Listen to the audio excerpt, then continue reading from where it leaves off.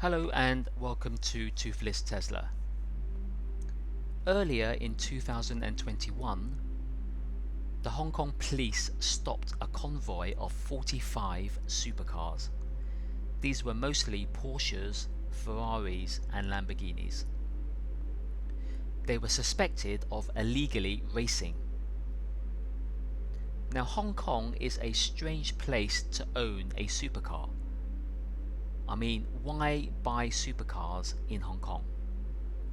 There are no racetracks here to properly learn how to drive powerful cars and then race them.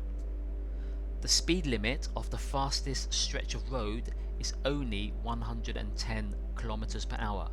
That's 68 miles per hour. And the import costs make them 60% to 100% more expensive than other places. So why buy supercars in Hong Kong? This video will look at the pros and cons of owning a supercar in Hong Kong. There seems to be an abundance of these supercars in Hong Kong. Let me give you an example. During the Easter break, I stayed at an average nondescript hotel. Nothing fancy or expensive, but imagine my surprise that the hotel forecourt had several supercars parked there.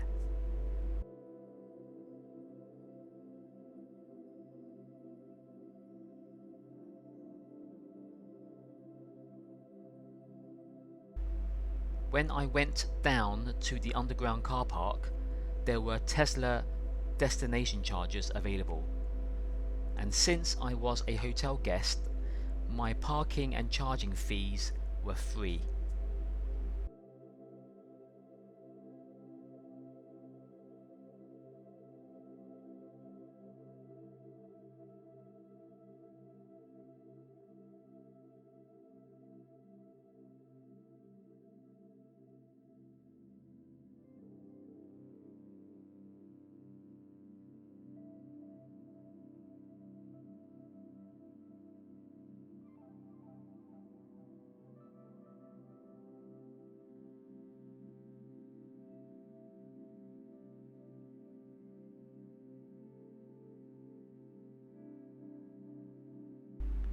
Later on, you will see when I'm leaving, there are more Teslas parked here.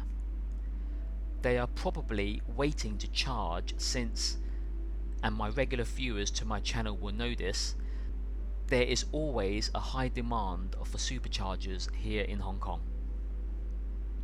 So any place you can charge will do for Tesla owners.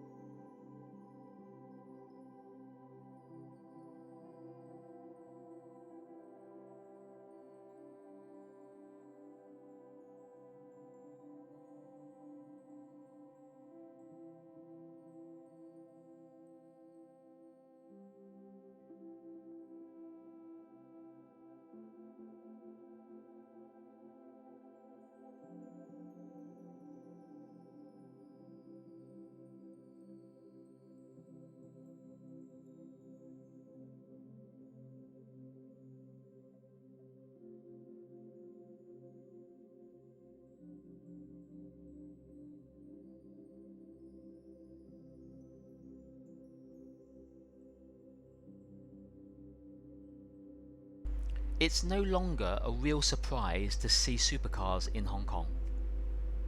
There are plenty of them in my neighbourhood. For instance, here is one of my neighbour's supercars, a 911 GT3.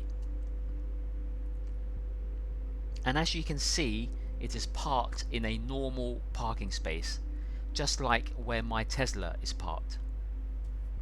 So there's nothing special about the parking space. So why buy a supercar in Hong Kong? There are two main conventional reasons that I can think of. Number one, you get the royal or special treatment. This is not that true in Hong Kong because even if you have lots of money, you still need to be someone, such as a celebrity or a famous business tycoon, to get special treatment. Simply owning a supercar does not make you a celebrity or a famous person. Number two, you want to experience incredible speed. Again, I do not think this is true anymore for supercars. For example, the Tesla Roadster or the Model S Plaid are faster cars that cost a fraction of the price of a supercar. Can you think of other reasons to own a supercar? Please leave your comments below.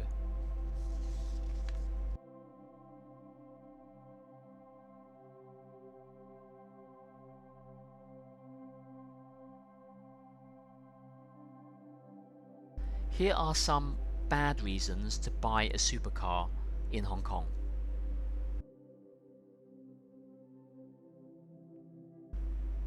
Number one, maintenance and upkeep costs.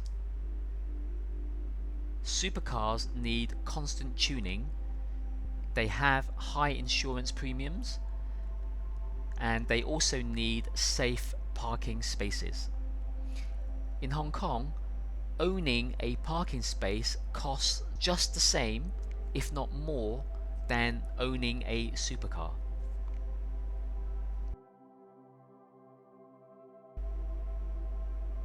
Number two, some people will damage your car out of envy. Unlike Teslas, supercars do not have Sentry mode. Number three, unless it is a rare supercar, the car will depreciate significantly. Number four, supercars are uncomfortable to drive.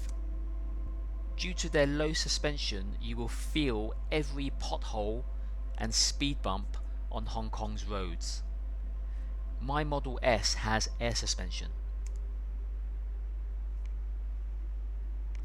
Number five, space is limited in a two-seater supercar. Teslas are just as fast as supercars, but they have space for passengers, luggage, plus you can go camping in a Tesla.